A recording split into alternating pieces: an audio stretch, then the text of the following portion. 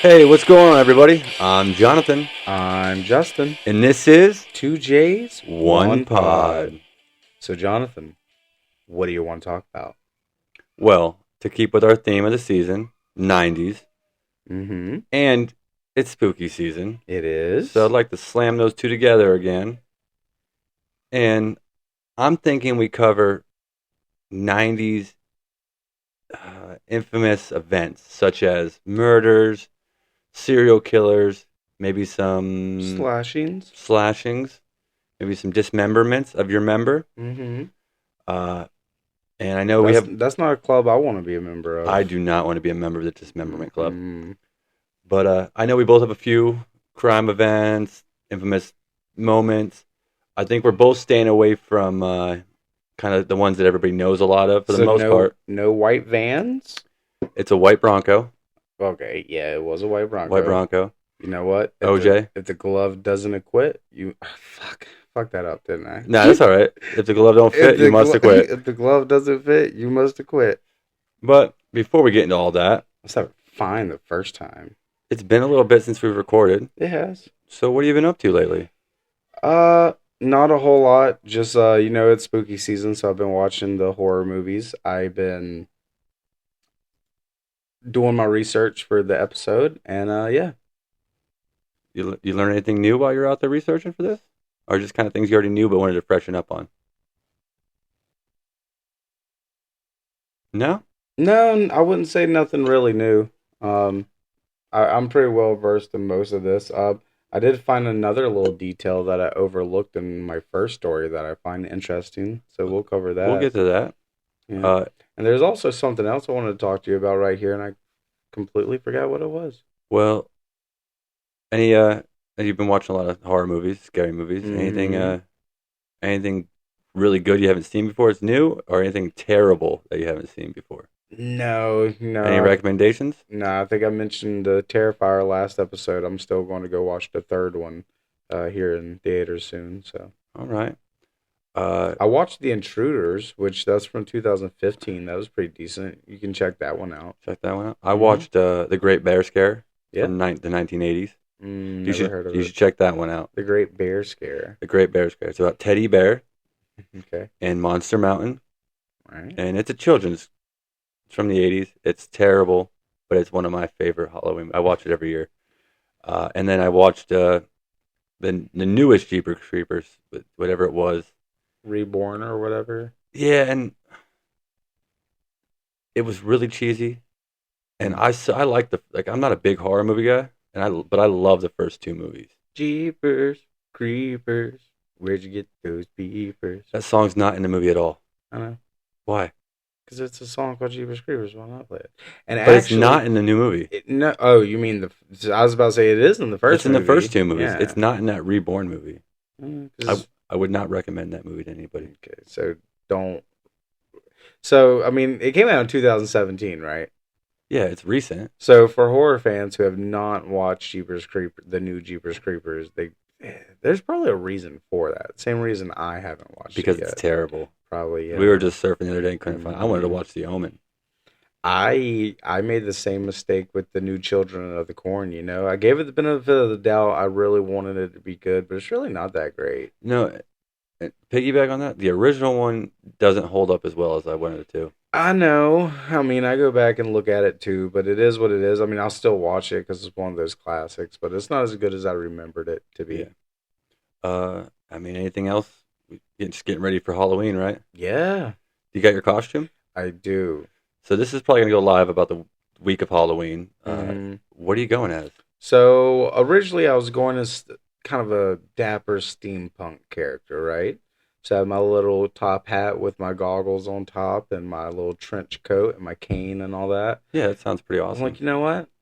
It's Halloween, so let's go supernatural or something. So I'm either gonna make my face like a dead face, like a zombie or like a ghost or something, or just make it like a voodoo since I got the top hat. Do like a voodoo skull So you face. got the top hat though. Mm-hmm. I mean, I was picturing you in a top hat, a long trench coat, maybe a little purple on it.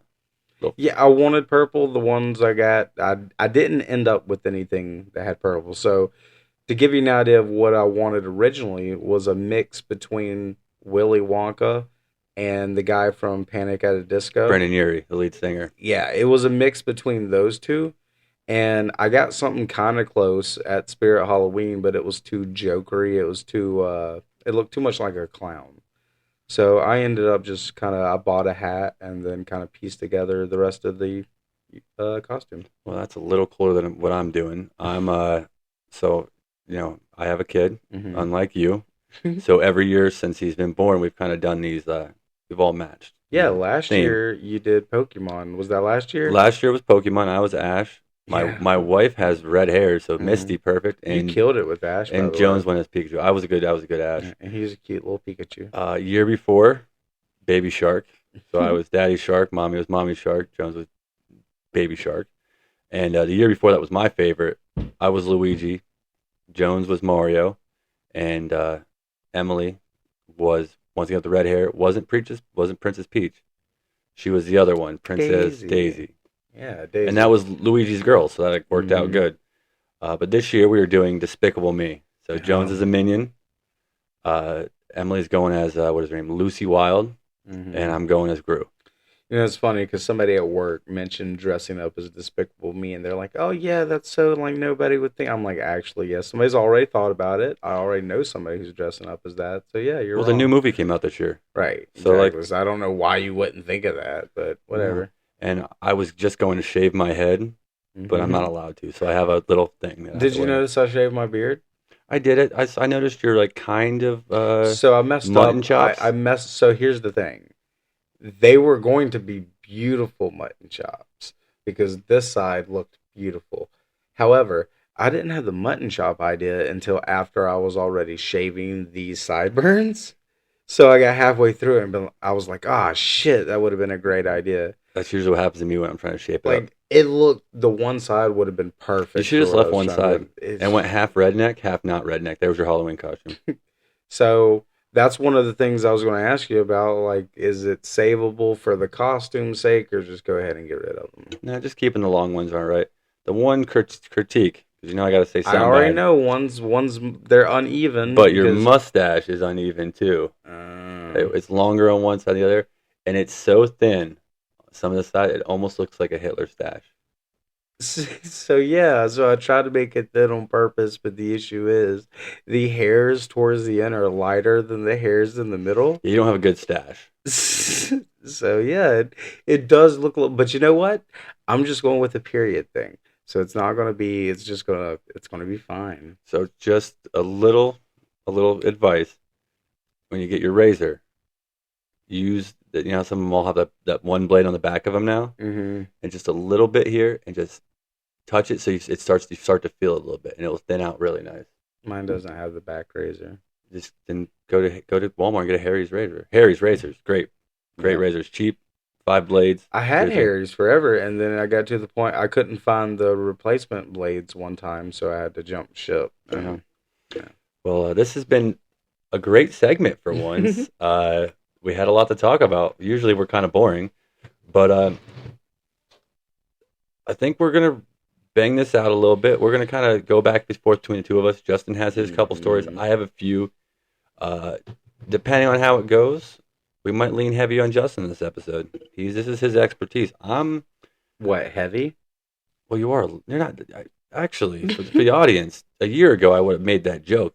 You've slimmed down, buddy. Yeah, a little bit. A lot of loose skin now. That's the problem when you lose Yeah. all that weight. The skin. I don't have that issue. Yeah. But 85 pounds. 85 now. Yeah, since last November, so in under a year. So under your almost 100 pounds, Mm-hmm. and it's not like you did much Nah. I didn't walking, do anything. water. Part of my diet for a little while was Pizza Hut wings and peanut butter. But yeah, I cut soda out. That's what really did it. Soda and you drink a lot of Yeah. water. Yep. So if you want to lose weight, it's not fucking hard. And as crazy as the wings and the peanut butter, that was a protein thing. I was eating nothing but protein. Yeah, a and little some shitty and a little shit, but sugar, sugar. But fried, but and sugar, but not really. I mean, in all reality, peanut butter. listen, I'm a fat guy. I'm going to get that stuff either way. So I just made sure there's a lot of protein in there with it, and then it worked. So Well, you can't say too much, right? It has worked. So there's Yeah. there's no correction here from me. It has worked. So Justin, you want to start? Yeah. Story one, we're going to focus on the infamous John Wayne and Lorena Bobbitt. Remember them? So that's early '90s, so I was Mm-hmm. alive for this, Yes. I but was not. Well, yeah, I was. it was '93, right? Yeah, it was in '93. It was the year I was born. You're once again shout out, great year, the year Justin was born. But this, I'll have to see what night it happened on. I think it happened in June actually. So if it happened in June, this would have been a month before I was born. So, but I'm pretty sure I have that in here somewhere. I'm pretty sure. Well, let's paint a picture for me, dude. All right. So as All right, Jonathan bring us already back. said, my first spooky tale takes place in 1993. The story was all over the news and it made men everywhere just clench and cringe. I'm talking about the one and only John Wayne Bobbitt, or John Wayne and Lorena Bobbitt.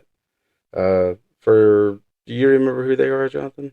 Yeah, I mean they were just a your run of the mill couple, Yeah, really. I think they're from Virginia. I think it took place.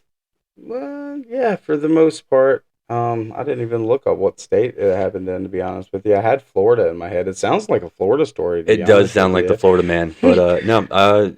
So what? You're July, right? Your birthday? Yeah, I think this was June, right? It was June, yeah, June 23rd. So almost a month exactly Almost exactly a month, because before I'm your birthday. July 28th. So I guess that's safe to say. Well, luckily John wasn't your father, because Luckily, no, he definitely wasn't. no, definitely. Well, Yeah. actually, that Well, happened. no, he No, could have it could have been. been still. Oh, that's Ooh, scary. ugh. Ugh. All right. Anyways, moving on. For those of you who have blocked it out of your memory, I mean, I wouldn't blame you. Let me refresh your minds, guys. John Wayne Bobbitt was your average guy, except he really wasn't. He had his wife Lorena. Lorena actually came from Ecuador. I was about to say Nicaragua. That would have been wrong. But from Ecuador. So then she met John and decided to move to the United States, where at the time he was Prince Charming. And then as soon as she got to the United States, he wasn't Prince Charming anymore. He started being really rude and abusive, both physically, emotionally, and sexually. So one night his wife had enough of his antics, which allegedly included cheating and abuse, like I said. So one fateful night in June, she took matters into her own hands, literally. So And what'd she do? picture this, Jonathan. I'm Yeah, I picturing. was waiting on you to say something, Well, man. I'm actually because I'm interested in the story and I don't know a ton of the backstory and some of the stuff, Yeah, and I'm you just doing seem some so reading. captivated I right am now. captivated. It's a pretty captivating story. Can you imagine you're asleep one night Yeah. and bada bing, bada boom? Yeah, and I believe he was drunk at the time, so he's just laying there. So yeah, just picture this. It's late at night. The house is dark. John's sleeping soundly in bed, probably dreaming of fucking nightclubs and hookers and beer or whatever. Football. I don't know. He's just a normal dude while I'm critiquing. Yeah, we don't really Whatever. know him that Besides the well. yeah, Yeah, it's whatever. not like we know him hanging out with him. Anyways, Lorena was in the kitchen and she wasn't making a midnight snack.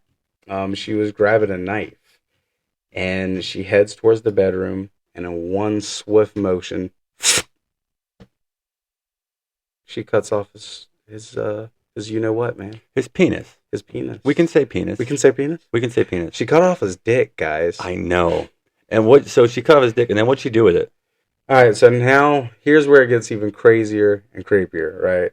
So Lorena's driving off into the night. She's holding John's detached penis like it's a haunted relic or something, right? And what does she do next? She just chunks it out of the window into a field.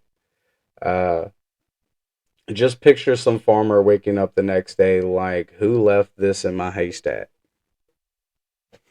That's awesome. Like you imagine coming out one morning and there's just a penis sitting in your lawn. Yeah, just sitting there, all flaccid and bloody. So she grabs the penis, hops in the car, and she's just driving, holding the dick in one hand, driving with the other hand. Pretty And much. then 10 and 2. Well, would this be like 10 and 3.5? it Or depends. They never say how big his junk was. I don't know. I And will say 10 and 2. I'm sure he lost a couple inches too when she cut him off. Yeah. I think she cut it pretty low, bro. Yeah, I don't even want to think about my penis hurts thinking about it. So what'd she do after she threw out Well, of the course, penis? she ended up telling the police where she threw it out the window, which she didn't have to. So the police ended up tracking it down. Um, so whenever they actually find it, just picture you got 15, 12 male cops just looking for a penis, a severed penis in the middle of the night. And then one guy nearly steps on it. I couldn't figure out if he stepped on it or nearly stepped on it. There's split stories there. But guy nearly steps on it, has a little hussy fit about it, calls everybody over. So, Jonathan, whenever they found this penis, what do you think they actually did with it whenever they needed to take it back to the hospital? Well, I'm sure they cleaned it and then packed it with ice. Yes, they sure did. And it would make a lot of sense to put that into a cooler. You don't have Unless, a cooler. yeah, unless you don't have a cooler. And you know what's located conveniently across the street? I'm gonna say a convenience store. Yes. You know what convenience store? 7-Eleven? A 7-Eleven. So, if a 7-Eleven is across the street from you, Jonathan, what is the only logical thing to do with this penis? Well, if you want a snack, I'd grab a hot dog first. Well, yeah, But what's that that hot? sounds like bad timing to me, but I go ahead. mean, I like it. 7-Eleven at one time, the 2 for 1. They had two Oh, I hot thought dogs you for a meant dollar. while you had the penis. No, You're going to go in I for a wouldn't hot be dog. holding the. I mean, I'd probably get a hot dog. I'd probably put the penis. I That's a would. weird skiing Yeah, scenario, that's isn't weird. it? Yeah, painting a bad picture there. But so Mm-hmm. 7-Eleven, they can go walk in. They probably have coolers, like Yeah, little small coolers. they do. They probably do. Now they do. But in 1993, these cops decided to go grab a hot dog box from the food section, and they put the penis in there, threw some ice on top of it, and took it to the hospital where they reattached it. So, fun fact. So they do take it to the hospital. Do you know how long the operation was to reattach his junk to him? 18 hours. 9.5 hours. I was twice that. Yeah, Math's not my strong suit, but I knew it was a lot. and then I can't. I can't picture this in my head. So this woman Mm-hmm. goes fucking crazy, Yes. cuts off her husband's penis, Correct. drives around, Mm-hmm. throws it out the window, Right. and then finally is like, "Oh shit, what did I do?" And she calls 911 and saying, "Hey, I cut my husband's penis off. It's laying in a field on Maplewood Drive." Yeah, pretty much. So, yeah, I left that out. She's the one who called the cops, by the way. John, after he got his penis removed, he didn't wake up. He was still drunk. He was so drunk he didn't know what was going on. Well, luckily, I mean, good for him though. Yeah, I mean, good you for him imagine being being drunk. sober, getting your penis cut off. No. I mean, so what was her? What was her reasoning for cutting off this man's dick? She claimed after just the constant abuse, he was always talking down to her, putting his hands on her. One example was one Thanksgiving. Her parents came over from Ecuador, and they were watching football for Thanksgiving, right? Well, Lorena, she wanted to put on the Macy's Thanksgiving Day parade just to show her mom, like, hey, this is also something they do on this day in America. This is the Macy's Thanksgiving Day parade. And whenever she did that, John flipped shit and got mad and hit her and fucking they changed the TV and all this. And whenever she sat back down, her mother, being the woman that she is from the country she is and all that, just looked to Lorena and said, why would you upset him like that? Not knowing all the other stuff that was also going on. But it was just little things like that constantly. And Yeah. nobody else would ever listen. So she claimed that he sexually abused her physically, emotionally, flaunted his infidelity. He's like, "I'm cheating on you, bitch. I don't care." Blah blah blah blah. Yeah. One of the charges was actually marital rape, I think. Yeah, and he supposedly forced her to have an abortion. Mm-hmm. So Which is fucked. with all that being said, she went to trial for So her. you remember how I was really trying to not say he was a regular guy earlier, and you're like, "Oh, he's a regular guy." I'm like, "Yeah, kinda, not really." I mean, It's kind of a doucher, bro. so I know what you meant. That's why I went along with Yeah. it. But we weren't talking about his personality. but so they go to trial. So Mm-hmm. From what I'm seeing here, he was also charged with, like you said like rape of marital rape. What else I got in here? Some other things. Long story short, he was acquitted of all that. Mm-hmm. So we don't really know. Yeah. But what would drive a woman so fucking nuts I to cut my mean, penis? I believe because why else would you? Why else should she cut his penis off? Yeah. You know, me and my wife, we fight like every all other couples. I can't picture her, no matter how mad I make her, cutting my penis Like off. that's crazy to get to that point. I'm sure a lot of women everywhere have thought about it, But but to actually get to that point is insane. so did she? So she gets arrested, right? She Goes to gets trial. arrested, yes. Now, Um, did she ever get charged?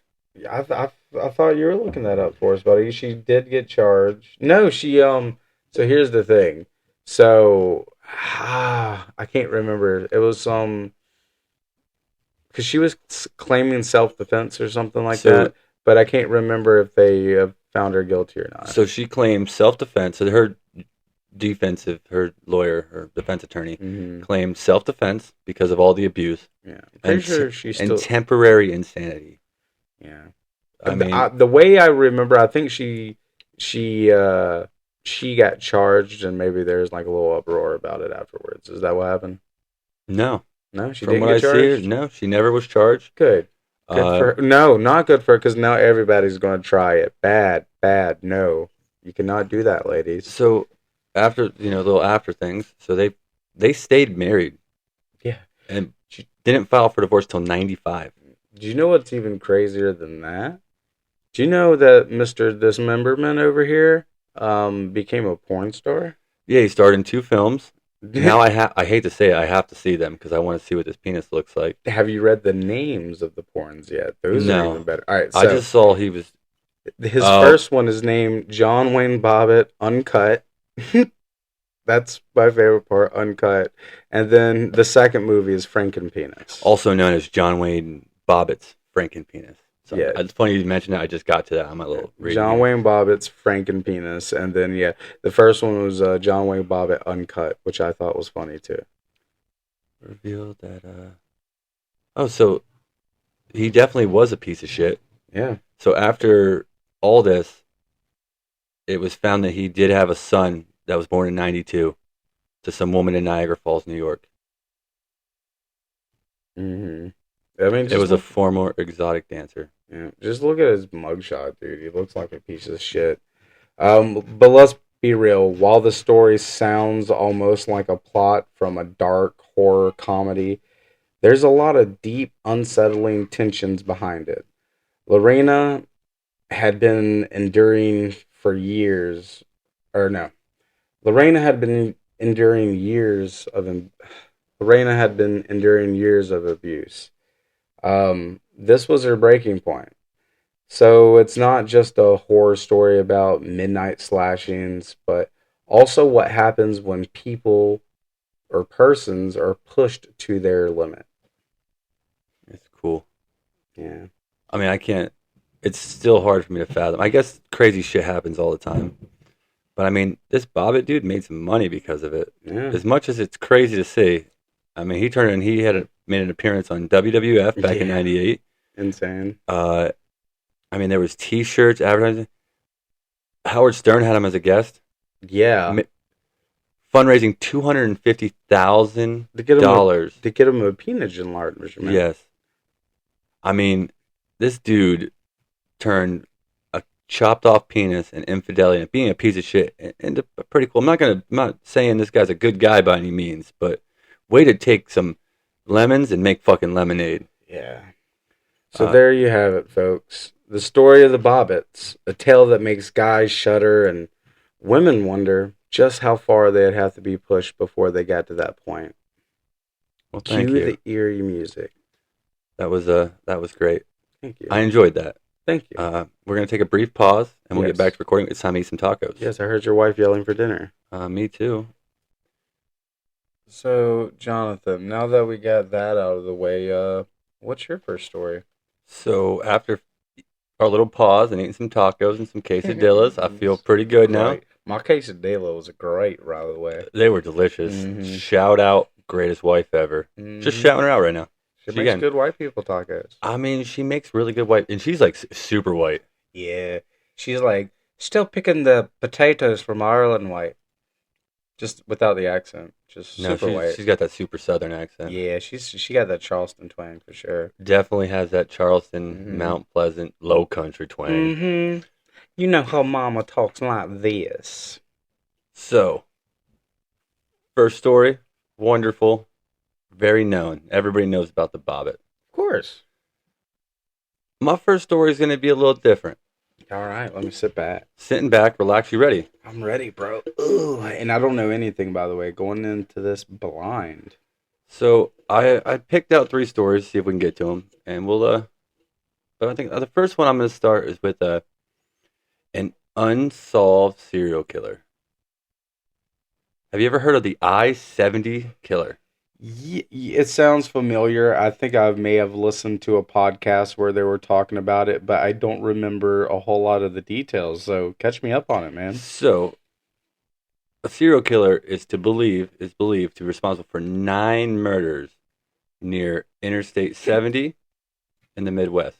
Ooh, I don't think I've ever been on Interstate 70. Have you? I have not. I've been on 95. Well, me too. Yeah. Way too many times to count. Way up. I lived right off of it. Yeah, me and you both. So I don't even know where I-70 is. So what I gather from the United States highway system is if the numerals end in a 5, that means it is going north south. And if the numerals end in a 0, that means it's going east west. Hmm. So this I-70 was one of the ones that take you out. So Interstate 70, this is is west to east, east to west. Mm-hmm. Uh, it starts in looks like Utah and ends in Pennsylvania, Maryland. So yeah, Holy shit! it's not quite Interstate 80, but it runs near I-15, I-695, and it brings you into 81. I've been on 81. I may have been on 70 at one time in my lifetime. You know that's crazy because going back, I always thought this was like specific to like Los Angeles or something. Well, it's more Midwest, and so Mm. the So apparently I-70 I killer. don't. I'm sorry. Apparently I don't remember that much. No, so the I-70 killer uh, this case has never been solved. They have a suspect, a rough suspect. He's male. Date of birth is between 1949 and 1959. Garth Brooks. I thought about that too. Uh, he's said to be between 5'8" and 6 foot, and he's said to have It's not Garth Brooks. reddish sandy hair. Yeah, he's kind of short. I mean, who knows? He could be short. He could be kind of tall. Yeah. The biggest thing is that he has lazy eyelids and a high forehead, and it's not me or you. High for it. I got the lazy eyes. And I got the high forehead, Okay. like a 6 head. Yeah. Uh, but over the course from 1992 until I think 94, there was addition. So let me back up here. So that 9 people in 2 years, is that right? Roughly 9 people in 2 years. That's a pretty hot pattern. Well, If you take it into perspective and you think about some other killers, I mean 9 people in 2 years, man. So That's it starts in April of '92, and I misspoke. They say it's possible that his last murder, was in 2001. okay. The suspected states that this I-70 killer went through was Indiana, Missouri, Kansas, and Texas. Texas is a little off the beaten So path. at this rate, it's more one a year, and that's pretty typical for your average serial killer. Uh, Sometimes they'll take longer pauses after the first two or three, but it looks like he's going pretty consistently. and What is his pattern, though? We know it's a 10-year pattern, but there really isn't there's no, like, he's not like looking for short blonde girls or brunettes. so no MO. No MO really. So in '92 is where the spree started, and his first killing was a Robin Faldor. She was a 26-year-old Payless Shoes manager. Remember Payless Shoes? Yeah. In Indianapolis. She was alone in the store when she was shot. Say she was murdered sometime around 1:30 p.m. That's in broad daylight. And her body was discovered in a storage room around 3, and less than $100 was stolen from the register. So it wasn't like a robbery. Mm. And Did they think maybe they thought that they had money? Was that one of the theories at the time, maybe, or just they didn't know? I don't. I'm not gonna lie to you. I'm not as prepared for you this as you were with Bobbit. No, well, with yours, I'm just figuring out because with mine, because I did a serial killer for my second story, and I realized there's not much of a timeline with it, and that's probably a way we should do serial killers in the future, because I know I didn't do it, so, but I still like what I did, and No, I have an infatuation with serial killers. hmm I like this is gonna. I like their. I like to get inside their heads and like kind of yeah, understand like why they did something. Some of them, have mental issues.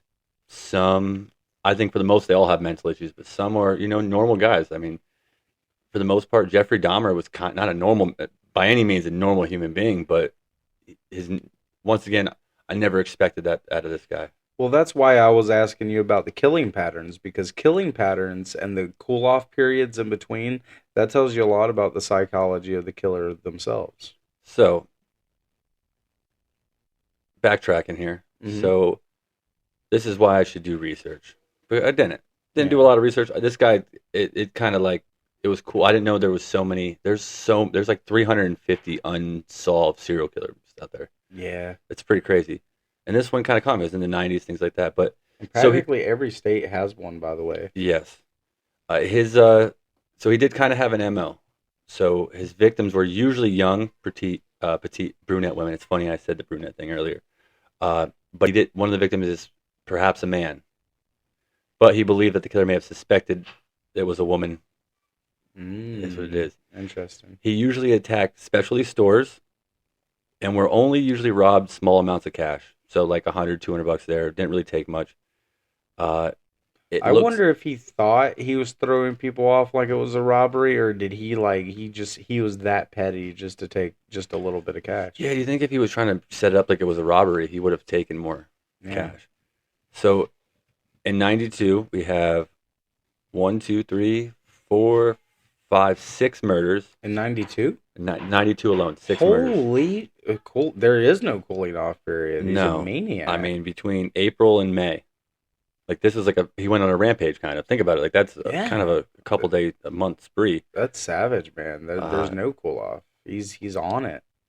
so that's what they kind of tie all those murders to one guy. Mm-hmm. And there are a couple of his suspected murders. So in 1993, there were two murders in Texas. Okay. And then Doesn't sound like it'd be on the same highway, but no, not. And then in 2001, uh, someplace in Texas announced that the I-70 killer was a possible suspect in a random 2001 murder of a 31-year-old store cook. mm, someplace in Texas. That sounds like it could be the title of a country music or country western song. So, Somewhere in Texas. so Yep. it's not like they instantly thought it was a serial killer. They were linked after a St. Charles detective suspected connection. All the murders were committed with a 22 caliber firearm. They were all young, petite, young women, dark hair. Aside from the Wichita murders, there were some murders in Wichita, where all victims were alone. All were shot in the back of the head, Mm. and none of the scenes showed any signs of sexual assault. While all stores were robbed, robbery appeared to be a secondary motive, as the stores were usually small specialty businesses, shoe stores, uh, liquor stores, things like that. Playa just needed some kicks, bro. Just needed Uh, some shoes. and all the murders, like it's like this guy knew, like the slow times and the things, because they all took place during like the slow day hours, like a couple hours in the afternoon, when usually after lunch or around closing time. So he always did his best, and they were always. It looked like several more in strip malls. I bet you this guy worked in a specialty store of some sort. Because he's targeting these places. He seems to know the businesses. And the pattern is so rapid, he's not sitting out and staking these places out. And if he is, he's only doing it for a short time, which isn't accurate. So this leads me to believe he's some type of wannabe. I'm saying mid 40s, 50-year-old middle class white guy who works at a Kmart as like a manager or something. I mean, it kind of seems that way, Yeah. but still unsolved to this day. It's me putting on my profiler hat. Yep. And in 2021, the St. Charles Police Department published an age progressive version of the original composite sketch, showing the killer may look like today. They put the killer in 21 between the ages of 50 and 70 years old, if he or she is still alive. Police have never publicly identified any suspects in the case. Not even a suspect. Not even a suspect. This is considered cold. This case is dead. They're never going to find this man. This is going to be like one of those random guys or men or women is going to be on their deathbed, and they're going to admit to these murders. Well, they caught the Golden State Killer whenever he was like 90 or 70 something, Yeah. not too long ago. So you never know. It's man. a possibility, but for them not even to have any like suspects, like how can't you find one suspect? So you're robbing. You're going into stores in broad daylight. There just sounds like there's a lot. God, like I'm going to have to look into this myself, man. It's interesting. You got my attention, man. And there's really not a ton out there on it. Like that's why I'm kind of all over the board. They have some of the suspected murders. They have the few in that were really on I-70 in St. Charles, Missouri, And do you know this specific? Like, do you know about this specifically because you're from Pennsylvania and it was kind of like in that kind of realm of the world? nah, because it was more Midwest than it was in Northeast. The other guy I got Is that from Utah to PA? yeah, that's a big highway. That's like Interstate 80 from New York to San Francisco. But it just caught my eye that there's never been any features. There's really nothing. The coolest thing it was on Unsolved Mysteries, which is we both love that show. Yeah. It's been on America's Most Wanted, Dark Minds, and even a People's Magazine Investigates. I never heard of that. He's yet to be identified. And I mean, even D.P. Cooper has a sketch. Yeah, it's crazy. He's also suspecting of shooting 3 more random store clerks, like I said, in Texas. No, that's me. Sorry. But one survived. So you have somebody who was shot and survived, still has nothing. We got nothing on this guy. So if you have any information, well, that's probably where they got the forehead information from. Was that one guy that lived? I mean, looking at the sketch, this could be anybody. Let me look. Let me lean in. Lean in. So like, random. That looks like Pappy. It's probably Pappy. He looks like his name could be Pappy or Pee-wee, or he grew okra back in the day. Now, he don't do too much now. He uses a walker, but back in the day, he grew some good okra. But, I mean, if anybody I would love to learn more about this, too. Yeah, if y'all know more about the I-70 killer that we don't know a whole lot, so let us know what you guys know. And from what I'm reading on the interweb, there's not, I mean, I don't know how somebody has 9 murders and is accused, whatever it is, we're trying to tie these together, without a suspect. What if it was one of your like middle school teachers and you have no idea? Yeah, or like he just got on 70 from PA, shot out, heading towards Utah, and just stab. Well, I-70 comes nowhere near where I'm from, but okay, well, he couldn't be too obvious, bro. Couldn't be too obvious. But like at least like the Son of Sam, they have a suspect. The Zodiac Killer is another cool one that the Son of Sam, they caught him. They caught supposedly. him. Yeah, well, they did. But like at least they had suspects. The Zodiac Killer, they at least had a suspect. Yeah.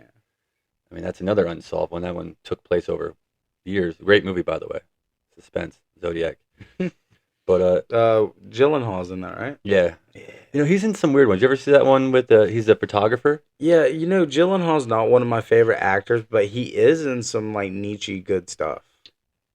In that Southpaw, I love him. Southpaw was great. Yeah. The Zodiac was good. The one I think he just takes pictures, and when he starts, you ever see that where he starts to like actually cause crime to like get the photos? No, I haven't seen that one. It's good. It's probably within the last 5 years. I want to see that one. I have seen the one where he works at the call center, though. Have you seen that one? Do you know what it's called? No, I get the call or something like that. So the premise is very close to the whole Halle Berry movie, but a little different. You know, not to like shit on you saying these niche movies, but like he was in the new Roadhouse, which wasn't terrible. Wasn't terrible. I think the blemish on him, at least for me, I hate to say, is Brokeback Mountain. Yeah, well, I mean, if you count that as a blemish, I mean, it won a lot of awards. It did, It's a very Donnie profound Darko, movie. Hmm. Southpaw. I'm gonna shout out Love and Other Drugs. What I meant by Nietzsche is he's in movies that aren't. I don't know how to describe it, No, man. I I think think that's I a good get what word. you mean. Like he's a leading man, but he's not a lead. Like yeah, I don't. When I think of Yeah, leading men, he's a B-lister kind of. He's like a high-end he's a high end B B-lister. lister. He's not. Yeah, He's not Brad Pitt, yeah. but he's also not. Uh, Like if you ordered him from Wish.com, shipping would not be free. yeah. Yeah, I've never ordered anything from Wish.com, so I me don't know. neither. But If you ordered them from Temu, it would actually show up. I don't know. That's another thing I won't put my information into. Weird. I just don't Yeah. trust those sites. So once again, that's the I-70 killer still out there at large. Dun dun We know of dun. 100% they connect 6 murders together, and they kind of time these other 3 in Texas. The last one being in 2001. Uh, Justin, we've touched on penis chops and unsolved serial killing murders. What do you got for me next? All right, so it's Charlotte, early '90s. Henry Wallace, a seemingly regular guy, was working at your friendly neighborhood Taco Bell. The kind of guy who blended in, right? But here's where things get dark. Between 1992 and 1994, so around the same time as your I-70 guy, Wallace became one of the most terrifying serial killers you've probably never heard of. And why is that? Because he managed to stay under the radar for years. Wallace targeted women who he knew, friends, coworkers, even the girlfriends of his own friends. And here's where things get really twisted. Many of these women were connected through his job at Taco Bell. So if you ever wondered why your chalupa tasted a little off, maybe it wasn't just the sauce. Good. That was good. Good job, buddy. I try. The man was bold, breaking into homes, attacking and strangling his victims in what seemed like the safest places, their own homes. He left the entire city of Charlotte gripped with fear, and people had no idea who to trust. It was like their very own horror movies in kind of a way. Here was the guy you thought you knew from the corner Taco Bell, turned out to be a nightmare in disguise. By the time he was caught in 1994, Wallace had taken the lives of 10 women. He was he was a relief. Sorry. It was a relief when he was finally arrested, but you can imagine the real terror of finding out the guy who just served you a Gordia was leading a double life as a serial killer. But here's the kicker. The part that makes you the part that makes it even more chilling. For years the police didn't connect the murders even though they were happening within such a small circle. Imagine the frustration of knowing the serial killer was literally hiding in plain sight, picking off victims one by one while people were just trying to enjoy their bean burritos. So next time you're at Taco Bell drive-through, keep an eye out. You never know what the person handing you your order might be hiding. That's pretty cool. Yeah. It's enough to make you think twice before trusting the friendly smile at 2 a.m., right? Right. Mm. So Do you know why you've really never heard of this? It's because he was black. That's another reason a lot of his victims weren't you getting. know who all his victims were, right? They're all his friends and coworkers and They were stuff. all African American women. Yeah. Not one white bitch. Yeah, and that's another reason it wasn't all connected. They just thought it was a bunch of random murders in a bunch of low class areas, and they didn't give a shit. So did he just murder the women, or He strangled them. did he do anything else? He did do some other things to them.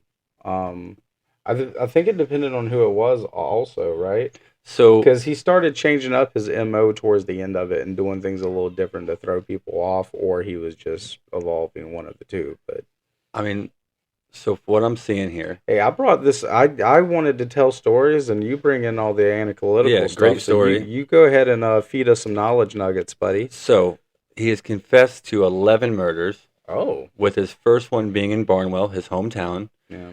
Young Barnwell girl, 18-year-old girl. During this whole time, though, Mm-hmm. he was married. He was in the U.S. Navy at one time. Yeah. He was one of the reasons why he relocated to Charlotte was he was fired.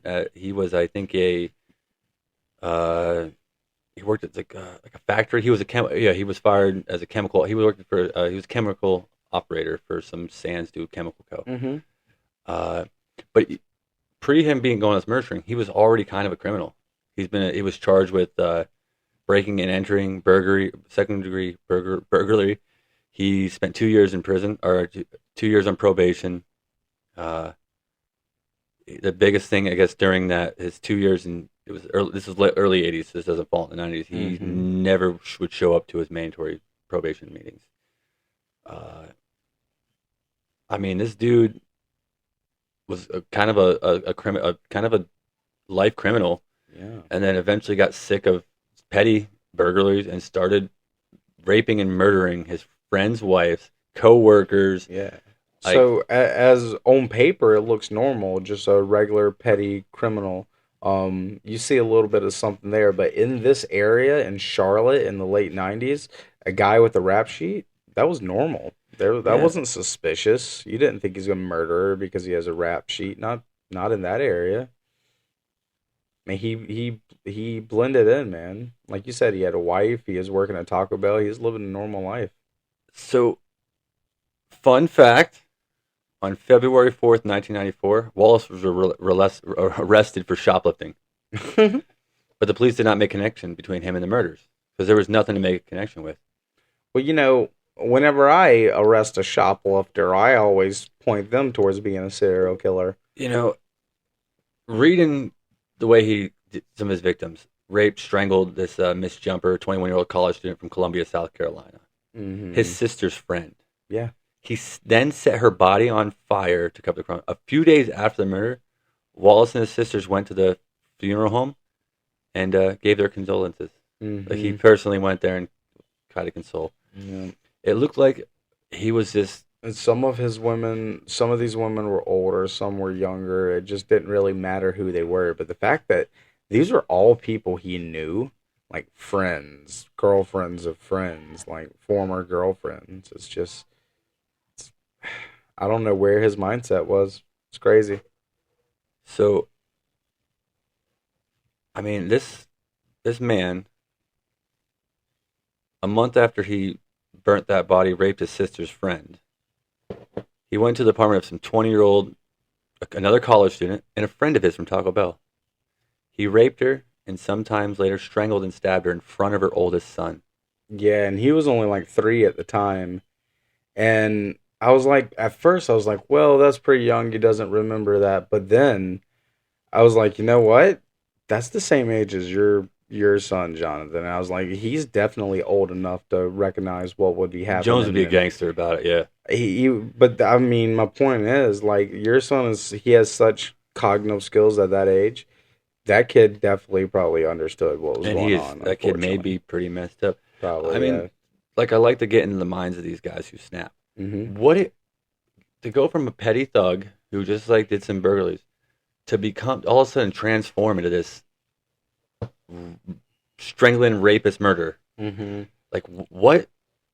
I mean, what pushes a man to that far? I don't know. Usually it's a power thing, and you said he is in the military, so I would like to find out why he was kicked out of the military. I think there They could don't be say he some was kicked clues out, there. but they don't really go. All they say is he enrolled in the Navy. Well, he wasn't in there very long. No, Um, Maybe it's just a being in power thing. That's why there's no record of him really in the Navy. It says he enlisted because he probably got in there, couldn't follow rules, and just said fuck this and like deuced out like super early.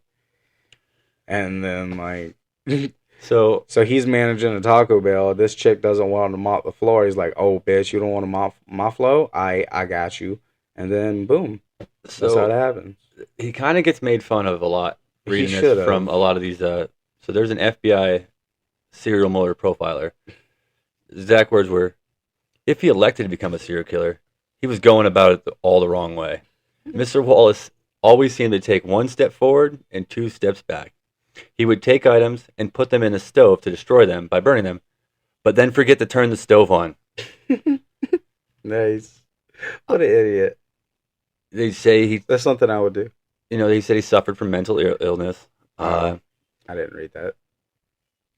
but that's just, they say he was a victim growing up of physical and mental abuse at the hands of his mother since birth. And his mental Mm. illness at the time of the killings, his defense attorney argued for a life sentence without parole instead of the death penalty. Well, I know some other people went through some very similar things, and they didn't turn out to be serial killers that we know of. Wink, but it's all good. And That's not an excuse. he made one statement following his sentencing. He got sentenced like 9 counts of murder, 8 counts of rape, all this stuff. Was it Cortiro Taco Bell? Nah.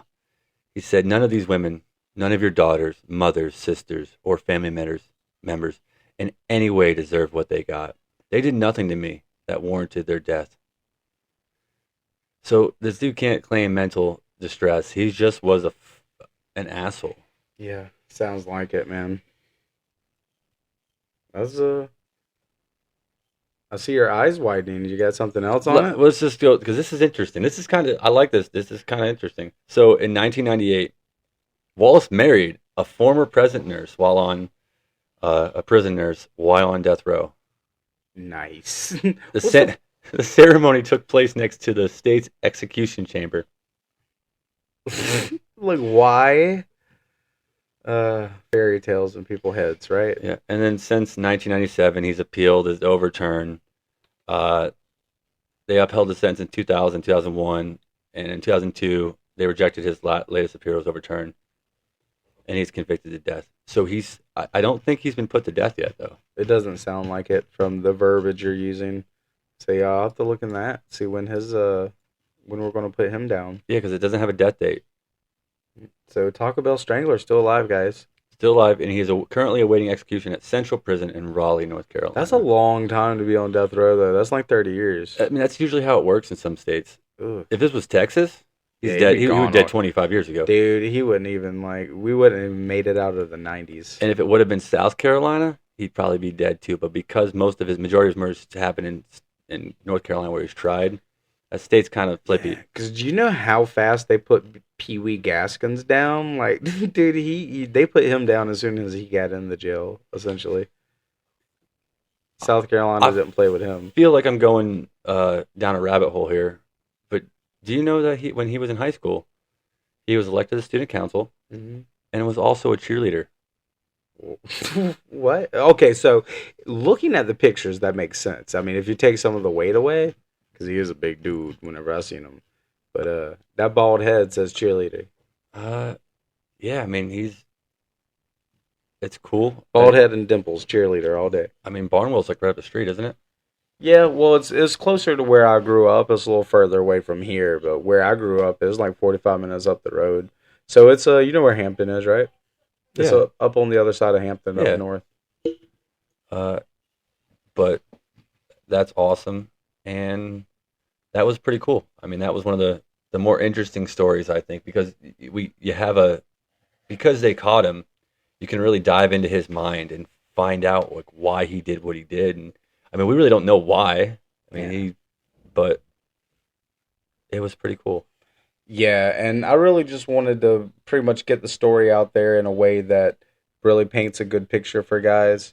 But definitely feel free to reach in there and get more information and dive into it because there's a whole lot more to learn on every case we're giving you.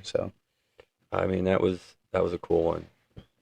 So, what's your second story, J-Ham? So I'm torn right here, uh,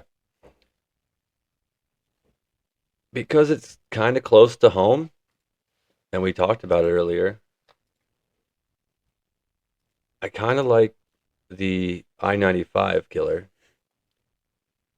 but I think I'm gonna go with the Storyville Slayer. Storyville Slayer. I actually know Storyville, So so that's cool. This is a good one. That was in the 90s?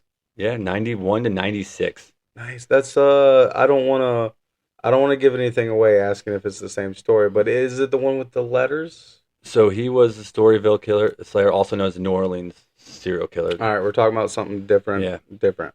Uh, he was given to He was an American serial killer, given the name the Storyville Slayer. He murdered at least 12 prostitutes, all but one were women, in New Orleans and in Mississippi. Through the course of the investigation, two separate suspects were considered. Is that why people in New Orleans are always saying, "Who that? Who that?" Who that say gonna beat them Saints? No. One of them was actually two of the suspects were convicted of one murder, leading to investigators to believe that the multiple murders he was also responsible for the multiple murders. But once again, they have never connected all these murders together. There's just this random guy out there, bada bing, bada boom. So So you stick with the elusive I guys. think it's crazy that these people don't get caught. Especially, it's not like this was 1912 where I could kill you, walk up the street, and nobody knew. As long as nobody saw me, I'm fine. Yeah. Uh, but according to investigators, the crimes began in the summer of '91 after a young black woman informed police that there was an attempt on her life. According to her testimony, she had boarded the car of an unknown man sometime in July. After a conversation with the man strangled her to unconsciousness and dropped her off on the streets. Her name has never been released or disclosed, That's Patsy. I know her. but she is referred as Brenda in the case files. Thought it was Patsy. During her testimony, Brenda gave a description of the attacker. Uh, she described him as a muscular, well-dressed, middle-aged black man Well, thanks. who drove a dark-colored vehicle, possibly a black Regal or Mm-mm. a Monte Carlo. Wasn't Monte me. Carlo. My Monte Carlo's white. Uh, and then in August, the body of a 17-year-old girl in a ditch was found, not far from where Brenda had been abducted. Then fast forward to September. So this is like 1 month, not like literally month, and this. We found a body of a 21-year-old girl. Not even barely 3 weeks later, a 28-year-old. Yeah. November. So we're going. He skipped all of October. He must like Halloween. So he Yeah, skipped all the month. he was trick or treating. They found another body, 37. And on December 14th, they found skeletal remains in a ditch near the highway. How long were those laying there? Once again, to match up with your Taco Bell strangler, all he was the suspect is a black male. Most all of his victims seem to be young black females, and they're all prostitutes. So in the 90s, black people were like, why do white people get to have all the fun? We should be serial killers too. I mean, this guy went on a spree. Well, the other guy was pretty rapid too. These guys are both pretty rapid. It seems like your guys are picking them off faster, right? I mean, 3 weeks? he's responsible. They have 12 plus as his victims, 12 plus over a roughly 5 year span. So that's only what is that 2.5 a year, 2.3 a year. Mm-hmm. Uh, I mean, but the 2 a year is a lot. timeline till '93 was just like one after another, after another, after another, and the 11 months after the final body was found, police discovered an additional skeleton remains. Another 39-year-old black lady had went missing in '92. Once again, is to him. So they opened an investigation. A task force was established in '95 to start figuring this shit out. Uh, and they never did. They suspected the best prime suspect was 33-year-old Victor Grant, a police officer working in New Orleans. He had an intimate relationship with one of the victims, and as a young man, he was a boxer and regularly went to the gym, did weightlifting, and Well, closely matched the suspect that Brenda's testimony did. well, a cop taking advantage of black prostitutes, especially in the South, wouldn't be unheard of. But So, he, unlike our I-70 suspect, where we have no names, there's another name. So we got Victor Grant, who's suspected, but he was a police officer, so he has the means. You know what I mean? He's a cop, mhm. and they're prostitutes. Fast forward, we have another one, Louis C.K. Russell Elwood. Oh, He was a resident. Uh, he was originally from Ohio. He moved to New Orleans in 1960 after graduating high school. And for the next 30 years, he lived just a normal life. Oh, he lived in squalor, because of his drug addiction, and had no permanent residence. Never married, charged with possessions off and on. And he so he was tried, just bum walking around killing people, and that's, yeah. allegedly. And supposedly, No, he was just arrested for buying some cocaine later. They never charged him. He did go to trial. Uh, they're claiming while he was in jail during the trial, there's a number of cellmates and prostitutes testified that he admitted that he did all these murders. Mm. But at the Uh, same time, he's also a homeless crazy guy, so that could just be talking shit. So we really don't know. so as of 21, November 21, all the murders aside from Cheryl Lewis remain unsolved. Elwood remains a suspect in several of the killings, but no charges have ever been filed. Grant left New Orleans after the discharge from the law enforcement and moved to Atlanta, Georgia, where he presumably still lives today. Mm. Elwood died in prison in 2014, so we'll never know if he was the one who really did it. And once again, that's 11, 12, 12 plus murders that everyone but one has not been solved. Yeah. That they've all been, there's so many unsolved murders out there, and with all these unsolved murders and looking at these serial killers, it's just crazy. It really is. But I know, Justin, you have one more story for us, and this is another one I haven't heard of. Yeah, and our third story is not an unsolved murder. We know exactly who the perpetrators are. And the next story is one of the darkest, most disturbing tales of the 90s. So brace yourself. I'm braced, dude. I'm excited. You got me ready to. I'm like, Nancy, I got some sweat. I'm like sweating, nervous. Get the pits going, man? I do. I always have the some pits. You pit know sweats? So this is the story of Shonda Scher, a young woman, or a young girl really, whose life was stolen in a way that still haunts people to this day. It's a real life horror story full of jealousy, manipulation, and unimaginable cruelty. bro. You got me. Are you in? I'm in, and I have no idea what you're talking about. This is one I decided not to do my Google machine here and look things up. All I have is a picture of her, and it says "Murder of Sandra, Shonda. Shonda There's no Shearer." R. Shonda. I know, I can't speak sometimes. So, and all of our stuff, with every story we've covered takes place within like a 4 or 5 year span of each other. I think that's crazy. Yeah, the early '90s was Nothing we picked was in the late 90s. well. Think about it. I think everything I saw those late '90s like really bled into the 2000s. So it was one of those things. Like if it started in '99, I only had a year really of the '90s. I kind of pushed it off. And that's the thing. Even with like the Jeffrey Dahmers that bled into the 90s, we still stayed away from them. That just, I mean, there was so much stuff that we were allowed to do that because there was so much stuff that was so defiantly 90s. And I think this might be the best story you got for me. Yeah. It crushes everything I said. So, I mean, the year is 1992. Shonda was just a 12-year-old girl at the time, living in a small town of Madison, Indiana. Not Madison, Wisconsin. That's what I was thinking. This is the Little Madison in Indiana. Little Madison.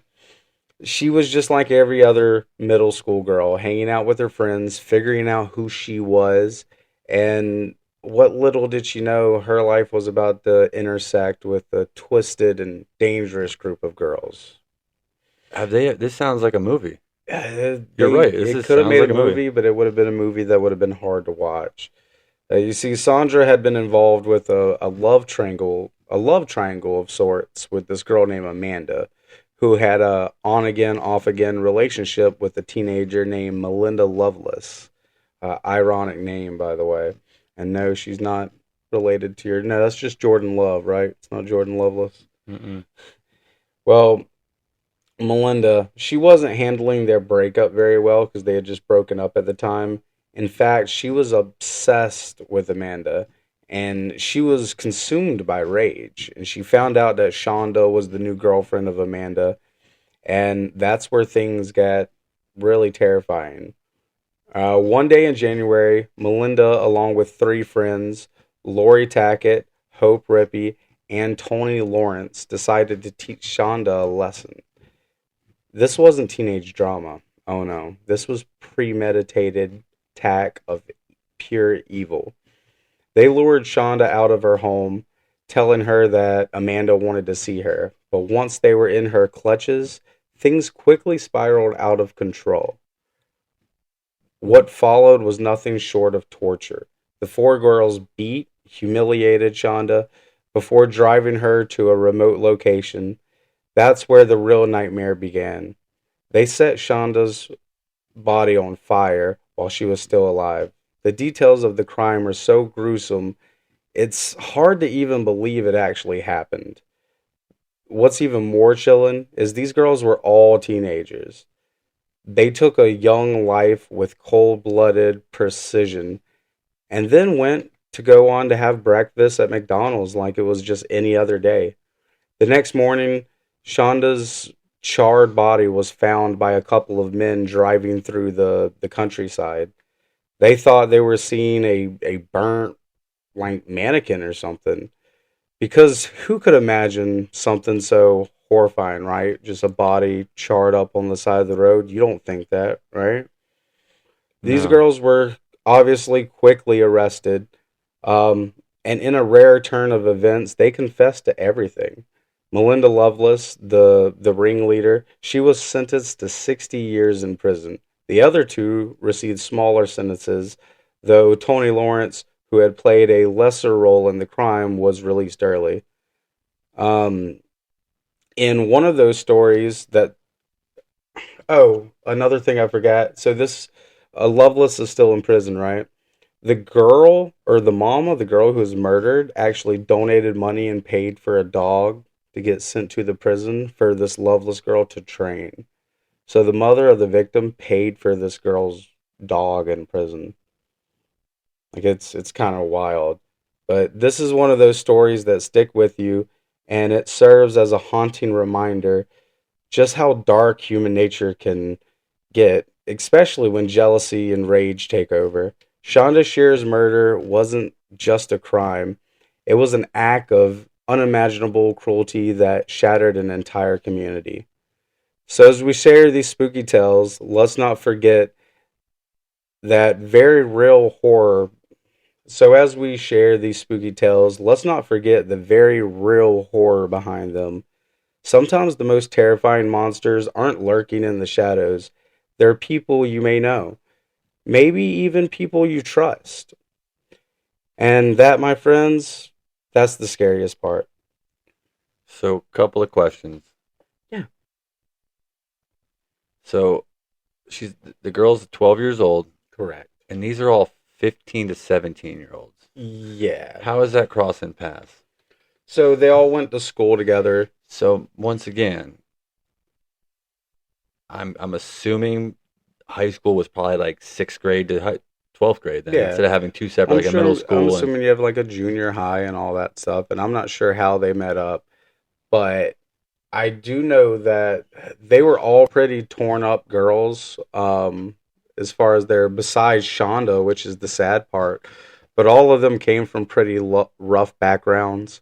And that's probably how they ended up hanging out. They probably weren't in school. They were probably hanging out outside of school, doing things they weren't supposed to.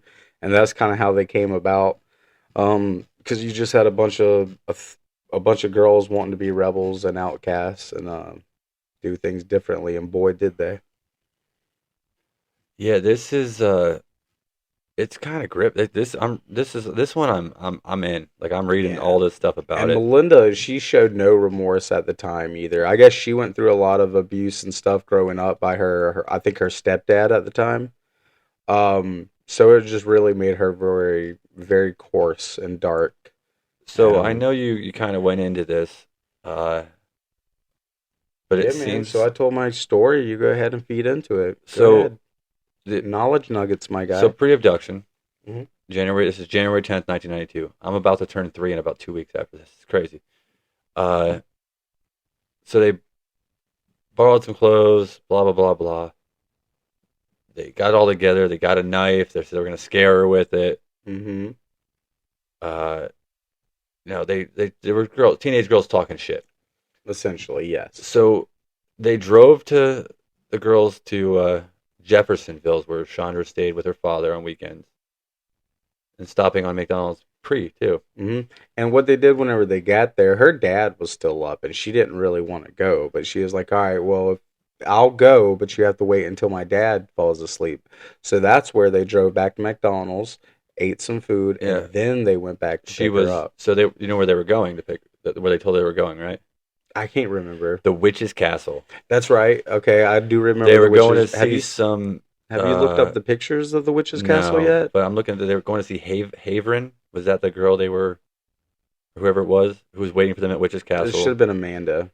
That must be the last name, maybe. Yeah. Uh, it's an isolated house located overlooking the Ohio River. She was reluctant to go out. Told them she had a party to attend, and suggested the girls come back around midnight a few hours later. The four. So before this, the girls went to a punk rock show. Yeah, I Uh, forgot that little detail. yep, and lost interest in music. Eventually, the four girls left for her house, the Shara's house. Shonda. Well, I listed the last name, Oh Shara's. yeah. Uh, during the ride, Loveless said that she could not wait to kill.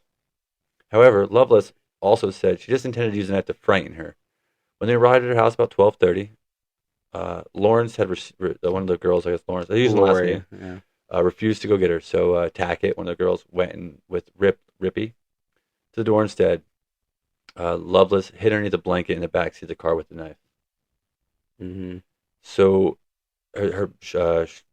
Shonda's parents were asleep. Her father and stepmother were asleep, but they allowed her to sit downstairs and watch TV. They told her they're going to go. That what's his name, whoever it was still at the witch's castle. She was really reluctant to go, yet agreed after changing her clothes. They got in the car. Ripley began asking her questions about her relationship with Haverin.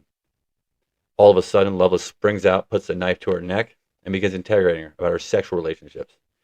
They drove towards Utica, yeah, in the witch's castle.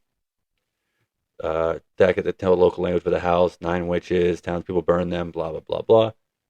At the witch's castle, while this girl's already sobbing, they take her inside and they bound her arms and legs.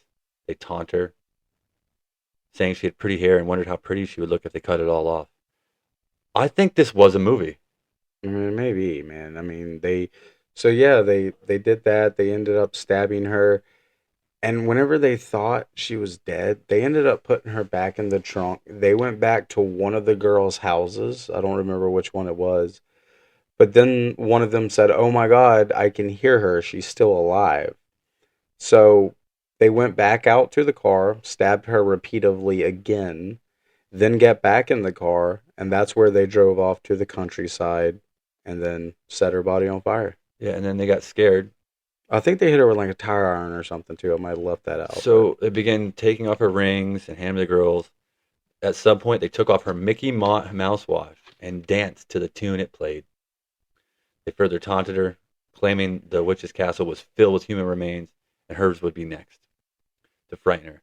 Taka then received a shirt with a smiley face designed from the car and lit it on fire, but immediately feared that the fire would be spotted by passing cars, so the girls left with her.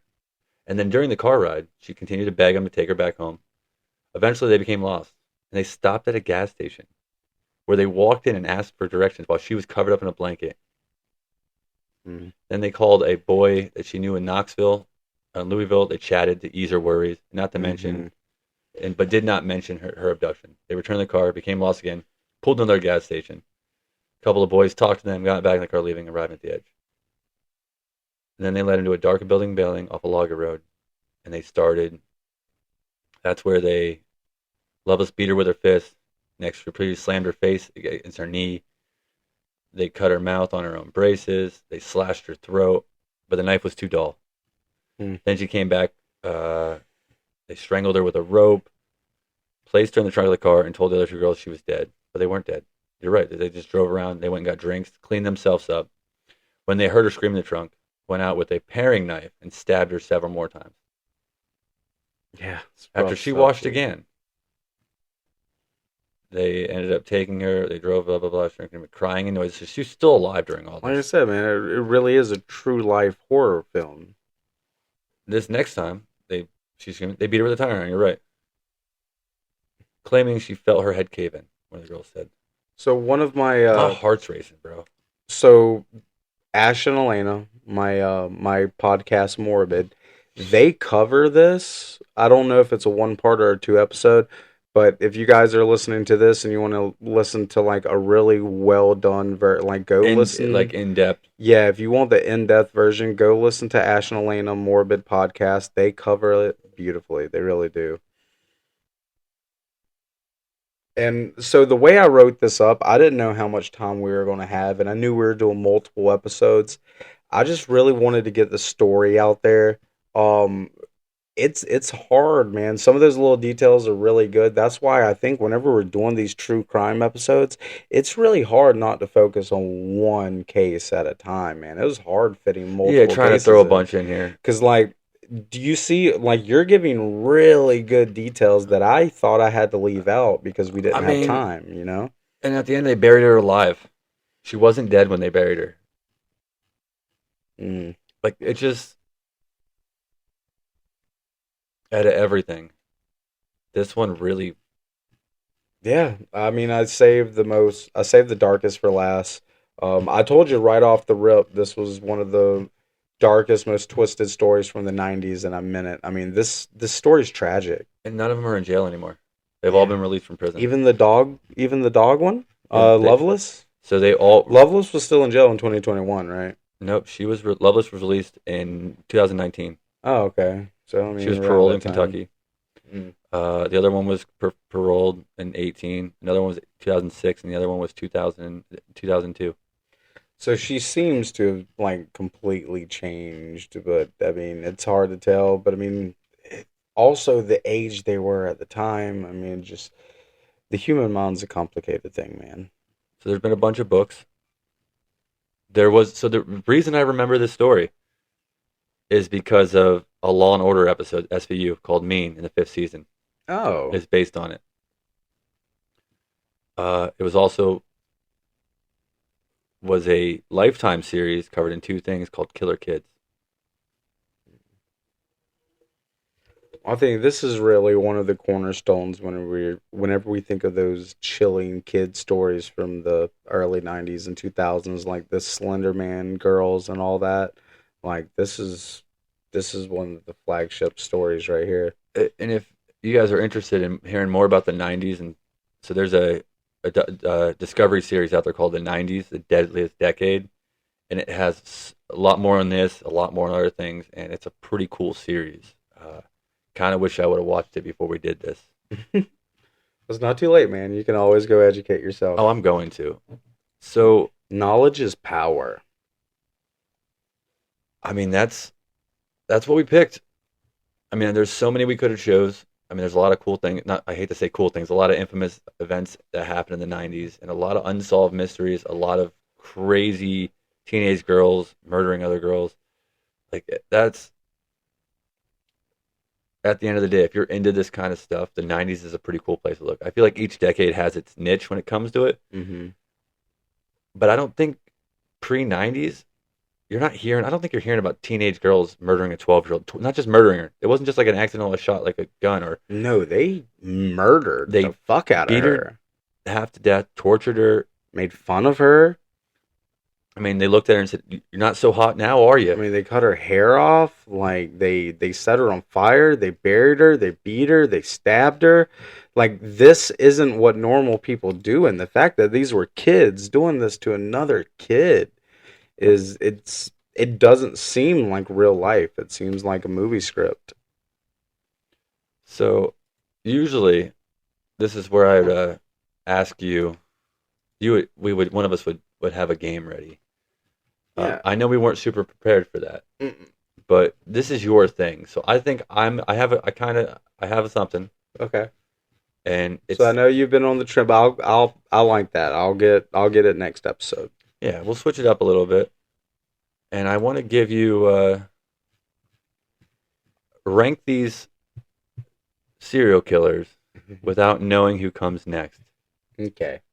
Now, no, I'm not going to ask you that. I'm going to go based off my own criteria, honestly. Yeah, and I'm gonna pick it apart. Obviously, you're going to make me Obviously. mad again because it's my fucking ranking. Hey, speaking of ranking, on what you did with the years and stuff for last one, like with just on a scale of like four, like Jeffrey Dahmer When I heads was in the messing with freezer. you with the rating system. Like on a scale of Jeffrey Dahmer's heads in a freezer, what do you give this one? No. Or something like that. All right, whatever. Just go. Jeffrey Dahmer. Jeffrey Dahmer. So ever since I was a young kid, even to today, Jeffrey Dahmer has always been one of my favorites, and he is one of the most prolific. I think the story of his childhood, his teenage years, the whole taxidermy thing, him getting piped with the bar and prison, it hits a lot of the notes for me. So Jeffrey Dahmer's like two. It's hard to put him number one, but I want to say two. No, yeah, two, Two. two, three, two, Final answer? two. John Wayne Gacy. John Wayne Gacy, my guy, Mr. Clown Face, Clown. Mr. Chicago. Another one of my favorites growing up. You got all the gay guys up first, huh?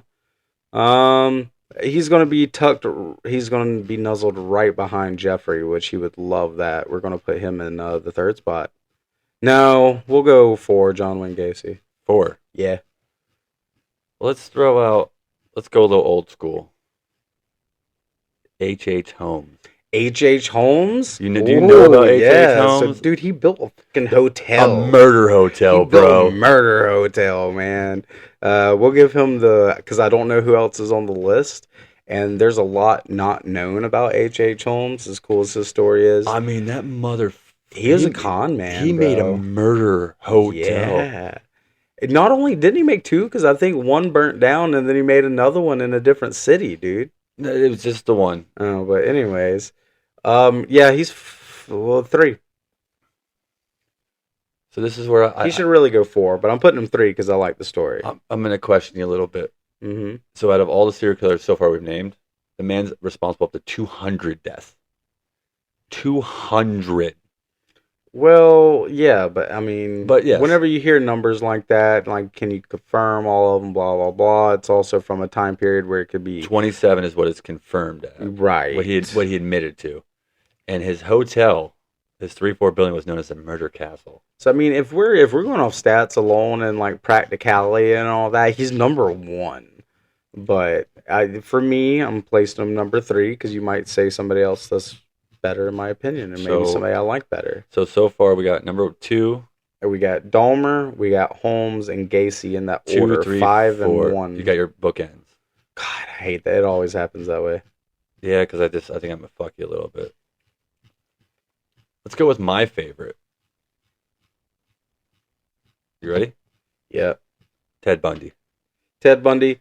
So Ted Bundy, if you're coming from fuck it, number one. I'm not even going to go into it. I'm trying to think of somebody else I can put above Ted Bundy, and I don't think you're going to pull a name that I can put above Ted Bundy. I mean, he's the ultimate narcissist. He's the most normal looking guy. He's a beautiful guy. Women love him. Great talkers, charismatic. He could tell a fucking story.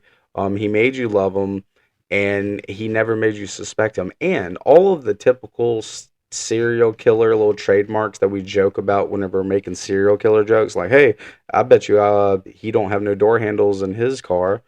Like, a lot of them are Ted Bundy references. And I mean, he's one of the, like, he's confessed to 36 murders. Yeah.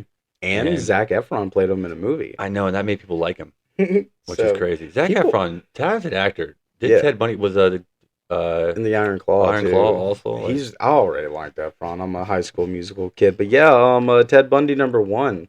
So, last but not least, I take it back when I said that he was my favorite. This is my favorite because I remember the movie growing up. Son of Sam. Son of Sam. Okay. David Berkowitz at 5 for you then. Yeah, you said he was never caught earlier, which threw me off. I'm like, buddy, I think you're talking about the wrong guy. I was. He's definitely caught.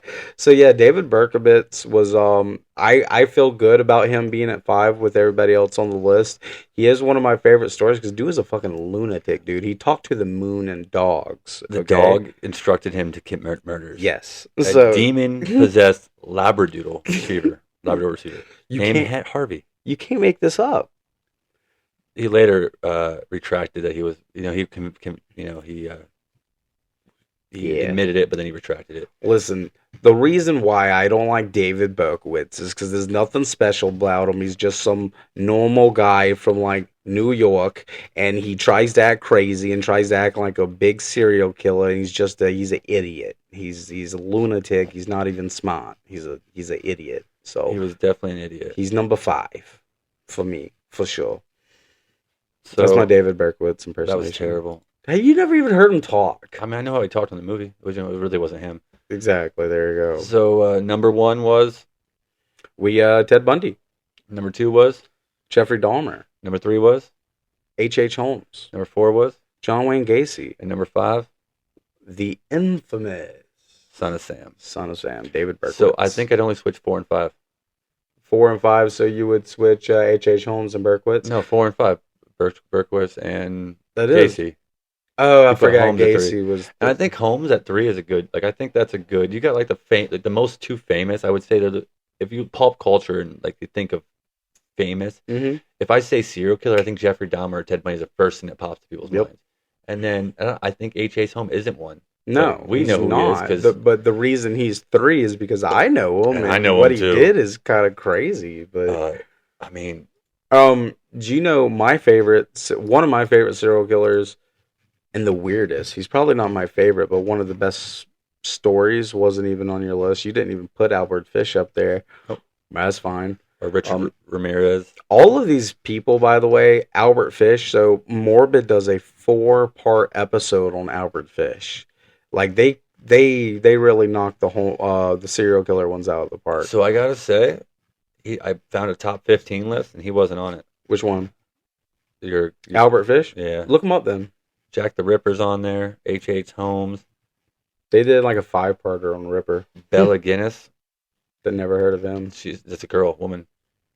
And the first real, I guess, is the Blood Countess. She was Countess Elizabeth. Yeah. Yeah, she's my lady. That was cool. I listened to a good one on Yeah. Lore. Shout out another good like kind of spooky. It's is the dark Lore. side of history, is what it is, essentially. Yeah, Lore is awesome. I love it. The guy's voice like makes me. Yeah, feel I great. also listen. I listened to Lore because you suggested it. You need to listen to Morbid because I suggested it. So since you've never heard of them. Go ahead and try out the Albert Fish episodes. I'll check it out. I just I think the reason I like Lore is because I like the history. Mm-hmm.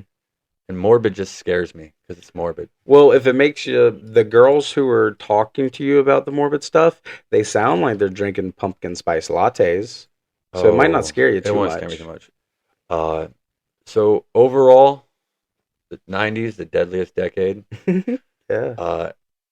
Cool shit. This is going to be our last. We pretty much only did 2 for Is that Halloween. going to be the name of the episode, by the way? Deadliest Decade? I don't think it's copyrighted, so I might steal that. Yeah, if not, yeah. I'll use that. But I know we're still trying to figure out this audio thing and getting this podcast out there and trying to figure out some structure. Yeah, Michaela, we're trying. Yeah, whoever Michaela is. But, I look at our episodes. This is now episode 5, right? Yeah. This is the 5th episode. Mm-hmm. And realistically, I think 50% of the episodes have been good. So I'll take 2 out of 4. I think our movie episodes were good. I think our first one was good because it was overly organized. She did say that was her favorite one was 1. She liked the structure and what we're doing in 1 and what we started out with. She liked it. That was her best favorite part. The Halloween movie one, which was last week. She didn't get there. She was still going, or she was still on the music, or I don't know which order. That music one wasn't good. I told her right away. I'm like, listen, we had very little structure. This one we didn't have, but we kind of have a flow to how we want this thing to go. Yeah. But I think we do a pretty decent job reviewing movies because we're both fucking idiots. Is that what we're just? It was a good movie. I liked it. It was real good. But I think we're better when we have something to talk about, like a specific event or movie. Like this was, I don't know. This was good. We'll listen to it. Yeah. I hope it's good because this is what I like to do. And if this was good, I'd like to do more episodes like this. As would I. I like covering events. I'm a history guy. So, and as are you. Yeah. But yeah. Do you know I asked somebody about I was trying to make a D-Day reference the other day, and they were like, "What's that?" Really? I'm like, D-Day, like World War II. Like I know World War II, but what's This is why I D-Day? don't have any friends, though. Really, Like Democracy Day? I'm like, no. Like beaches of Normandy? They're like, what happened on the beach? I'm like, bro, come on. I'm at a loss, bro. I'm So I had to sorry. explain to her because there's a new movie out there with Tom Cruise. You know, I can't stand Tom Cruise, but I was trying to describe the opening scene of this movie, and how I was trying to describe it was I was like, all right, well, you know D-Day, right? And then she said no. But what I was gonna say is, you know D-Day? Picture D-Day just with like jetpacks and like futuristic weapons. It was like insane. Well, I guess last. Have you seen Civil War yet? No, It's on Prime. I know you have my Prime now. I do have your Prime. We just watched. It's like an hour and a half Don't long. tell Jeff Bezos. We're sharing Prime, Jeff. Jeff, I've been paying Prime for 15 years now, Jeff. I can have somebody else on it. Sorry, he's my brother. He can have it. we're in Uh, the same house. wink, wink. Wink. Uh, Civil War. Check it out. It's good. It's Okay. weird. It wasn't what I Is expected it a going into it. documentary or like a No, bio series? it's a movie. It's like an hour and a half long. Okay. It's about America's in upheaval in a civil war, but it's not shot. It's weird. Just watch it. It's actually turned out really good. Me and Emily watched it the other day. Okay. Uh, and then Pokemon, I got to season 7, and that doesn't exist in the world anywhere. Hmm. I can't even find it on YouTube. What the season 7 Pokemon? Yeah, it's like it's called Master Quest. It's like right after the Johto League stuff. Well, you don't care, but you know the new Dragon Ball Z is coming out. They released the first episode. I watched that, so I'm waiting for the second episode of that to come out.